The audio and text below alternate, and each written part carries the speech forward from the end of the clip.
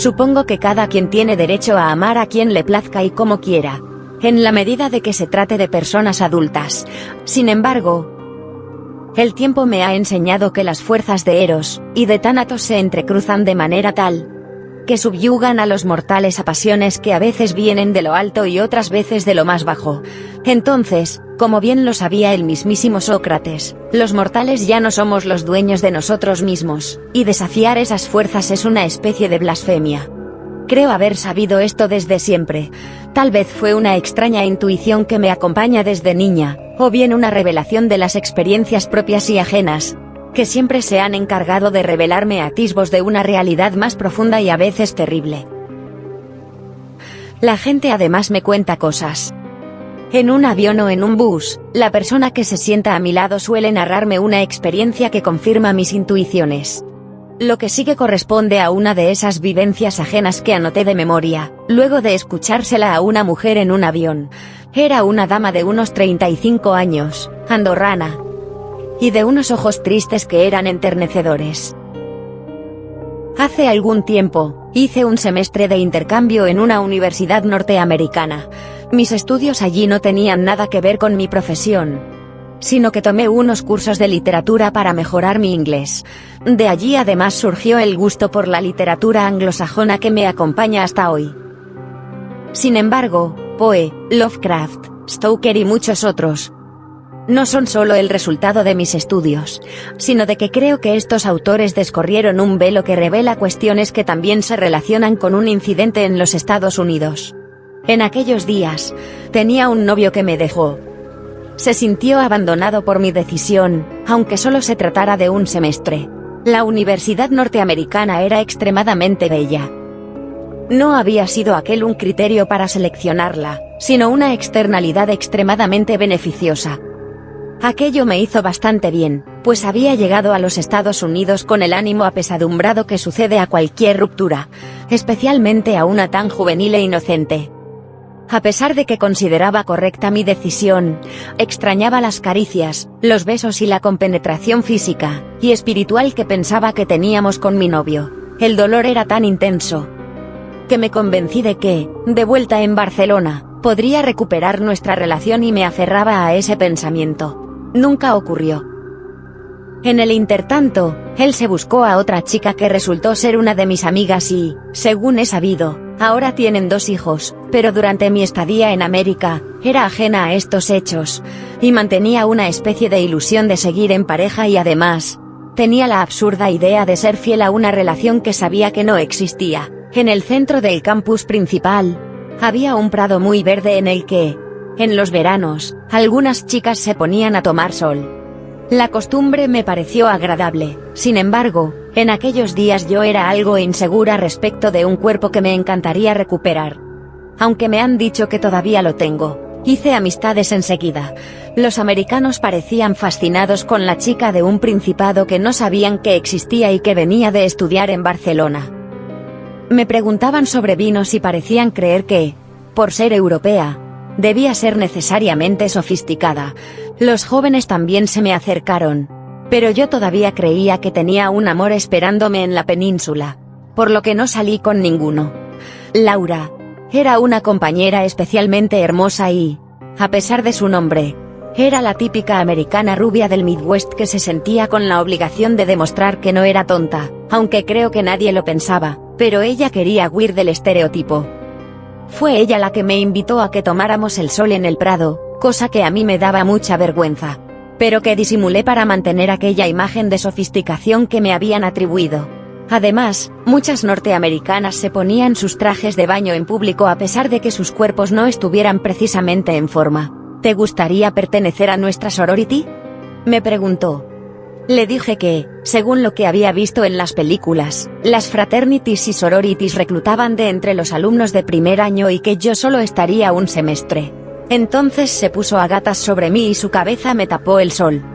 Esta no es una de esas sororities. El gesto no pasaba de ser juguetón. Su torso no tocó el mío. Sin embargo, algo en sus ojos me hizo sentir al borde de una infidelidad imaginaria. Sabía que ya no tenía una relación desde hacía algunas semanas, pero no lo aceptaba. Mi respiración se aceleró y pude advertir una humedad que no fui capaz de atribuir a la excitación. Siempre había sido perfectamente capaz de admirar y contemplar a una mujer bella, pero hasta entonces, el deseo jamás había acompañado esa contemplación. Ver a una mujer hermosa era como mirar una pintura bien lograda o escuchar una melodía muy agradable. Sin embargo, aquella tarde sentía como mi rostro ardía y no era por el sol. La nuestra es una hermandad secreta. Si te niegas, tampoco podrás hablar de ella y, si le dices a alguien, te dejaré como una embustera delante de todos. Si entras, conocerás placeres y secretos prohibidos que te pondrán por encima del resto de los mortales. Luego de decir esto, volvió a ponerse a mi lado y puso su cabeza tocando mi hombro. Las graves advertencias contrastaban con un tono juguetón y aniñado. Me sentí desafiada, pero con un desafío de juguete, algo así como un juego de la verdad después de varias cervezas. Siempre he sido de una naturaleza más bien tímida, pero como de joven trataba de que no se me notara, terminaba siempre como la más osada de todos los grupos. Esta vez no fue la excepción. Aunque estaba un poco asustada, dije inmediatamente que sí, sin siquiera hacer preguntas. No fueran a pensar que la chica europea era una timorata. En las universidades norteamericanas, los estudiantes viven en unos edificios llamados dorms, en los que normalmente dos comparten una habitación. Yo, sin embargo, estaba sola en la mía y la cama del lado lucía un colchón desnudo, esperando a otra ocupante que no llegó durante mi breve estadía. Esa misma noche, golpearon la puerta con fuerza y 3 muchachas ataviadas con capas negras y capuchones estaban allí cuando abrí. Hasta aquí todo era muy de película de Hollywood. Y me sentía como la protagonista de uno de esos filmes de universitarios. Me imaginaba todas las humillaciones que vendrían y tuve miedo de que me golpearan en el trasero con una de esas paletas de madera. Eso no ocurrió. Pero hubiera sido mucho mejor que lo que pasó después. Me vendaron los ojos y me guiaron hasta salir del edificio. Luego me metieron a un auto. Hasta aquí yo estaba de buen ánimo, porque me sentía integrada y todas las idioteces propias de los rebaños que una necesita cuando es joven para validarse por pura falta de confianza en una misma. Finalmente, me desnudaron y me dejaron de pie sin ningún contacto. Escuchaba palabras y frases en inglés mezclados con otra lengua que no conocía. No sé si no puedo o no quiero recordar las palabras exactas, pero sé y nunca voy a olvidar lo que dijeron. El grupo era conocido como la Hermandad de Mitilene, y tenía por objeto conectar a las mujeres con la diosa Ishtar, que supe después que es algo así como una Venus mesopotámica, pero con un aspecto oscuro y terrible que no tiene la Afrodita griega. Ishtar me iba a dar el poder de conquistar a cualquiera, hombre o mujer, y a través del sexo obligarle a hacer lo que yo quisiera. El costo era que yo también debía estar disponible para cualquiera de las hermanas. Entonces me preguntaron si firmaba un contrato con sangre. En aquellos días, yo no sabía nada de sociedades secretas ni de cuestiones ocultas. Me imaginaba que todo no era más que un juego de ñoñas dramáticas y dije que sí. Sentí una pequeña punzada sobre mi seno izquierdo, no dolió demasiado, pero pude percibir el hilillo de sangre aproximándose a mi pezón. Entonces alguien me puso un parche que olía a alcohol, pero que no ardía. Me tranquilizó saber que al menos habían tomado las medidas higiénicas correspondientes. Entonces me quitaron la venda de los ojos y frente a mí, sobre una especie de atril de madera, había una especie de pergamino con una suerte de escritura en caracteres desconocidos, y firmé con una pluma de ave que estaba empapada con mi sangre en la punta. Vi entonces con sorpresa aparecer una frase escrita con claras letras latinas. La frase no estaba allí antes de que firmara, y no estaba ni en castellano ni en inglés. Me ordenaron leerla en voz alta y lo hice. Recuerdo exactamente las palabras, pero nunca he osado repetirlas. Subieron las luces y vi que estaba en una sala circular. El piso tenía un mosaico con forma de estrella y se veía brillante. Junto a la pared a mi alrededor, había varias mujeres. Todas estaban vestidas con las mismas capas que llevaban las muchachas que fueron a buscarme. Me llamó la atención que la mayoría no eran precisamente jóvenes cuando se quitaron el capuchón de sus capas. Laura estaba entre ellas, y dijo que me reclamaba como suya. Las demás le dijeron que era su derecho por haberme traído. Entonces se acercó a mí con una copa de metal. Cuando caminó, me di cuenta de que estaba desnuda bajo la capa, y entendí que todas lo estaban. frente a mí. Ella bebió un sorbo de la copa y luego me la extendió. Era vino. Me dijeron después que estaba consagrado. Entonces, recitó la misma frase que yo había dicho luego de firmar el contrato. Me hizo recostarme en un diván que estaba detrás de mí y que yo no había advertido. Entonces comenzó a acariciarme, y entendí que se disponía a cogerme. Quise resistirme, porque nunca fui de esos gustos. Sin embargo, para mi propia sorpresa, comencé a acariciarla y mi cuerpo comenzó a hacer a pesar mío. Las que estaban alrededor comenzaron a cantar. Yo solo quería salir de ahí, pero no podía. Mi voluntad estaba completamente suspendida. Solo entonces supe que podía existir algo así como un orgasmo desagradable. Ese orgasmo que no quieres tener, pero que igual tienes a pesar tuyo. No sé cuánto tiempo duró aquella sesión. Luego de ello, una mujer madura me entregó una capa igual a la que tenían todas y el resto de mis pertenencias. Laura, las demás se retiraron y me indicaron por dónde ir cuando estuviera vestida. Me vestí mientras me caían lágrimas. Sentía como si me hubieran forzado, a pesar de que mi cuerpo había respondido con caricias y hasta con un par de orgasmos. No era yo la que lo controlaba. La herida no era muy profunda, por lo que me saqué el parche que me habían puesto, y estaba efectivamente cicatrizada. Tenía la forma del típico signo alquímico que identifica a las mujeres, pero con unas líneas que parecían cuernos en la parte superior. Después supe que ese era el símbolo alquímico y astrológico de Mercurio, tanto del planeta como del metal.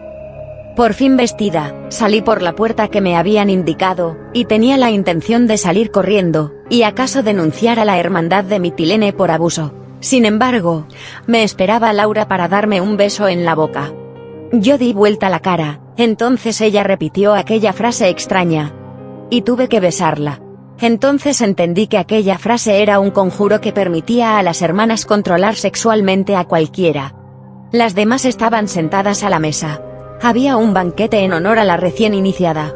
No quería comer, pero comí y la comida era especialmente buena, sin duda de categoría internacional. Una mujer de unos 60 años contaba a las demás cómo había usado este poder para llegar a ser senadora.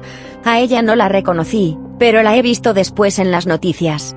Sí vi otros rostros mucho más reconocibles, entre ellos a la mujer de un reconocido empresario y filántropo. No tuvo que decir que había logrado casarse con él usando el conjuro de la hermandad. Me fueron a dejar al dorme en un auto. Estaba agotada. Laura tenía la intención de dormir conmigo. Tuve que rogarle que, al menos esa noche, me dejara descansar. Sorprendentemente accedió, pero solo por esa noche. Al día siguiente se mudó a vivir a mi habitación e incluso me presentó como su pareja al resto de los compañeros. En adelante, mi panorama de fin de semana consistió en bares y clubes de la comunidad gay, a los que iba con Laura y otras mujeres, entre las que había hermanas de Mitilene y otras lesbianas no iniciadas. Yo estaba muerta de vergüenza y de culpa, porque nunca he sido una persona de esos gustos, pero no podía escapar al dominio de Laura, y porque me sentía traicionando el noviazgo que todavía no asumía como muerto. El calvario duró hasta que volví a la península. Allí me enteré de que él estaba con mi ya ex amiga. Pensé en usar el conjuro, pero recordé lo miserable que me sentí cuando lo usaron conmigo, y no quería tener a alguien que fuera mi amante por obligación. Nunca lo he usado, lo juro. Tanto mi carrera como el matrimonio que formé con mi actual marido han sido el resultado de mi trabajo y del amor. La única magia entre nosotros es la del verdadero deseo de dos personas que se aman. Sí ha ocurrido que han vuelto a usar el truco conmigo, y no he podido resistirme. Ha ocurrido 2 veces, que han sido las únicas en las que he sido infiel a mi marido. Jamás se lo contaría, porque ello destruiría nuestro matrimonio y, además, no fue algo que pudiera evitar. Esta es la historia que recogí en ese viaje. La verdad es que a veces la creo, y otras veces creo que es la justificación de una mujer que no asume sus propias tendencias. Nunca me he encontrado con nadie que me haya llevado a la cama forzada por un conjuro, o al menos eso creo. Sin embargo, sí he padecido los dolores y las alegrías del amor, y ya con eso puedo afirmar que existe un erotismo paranormal.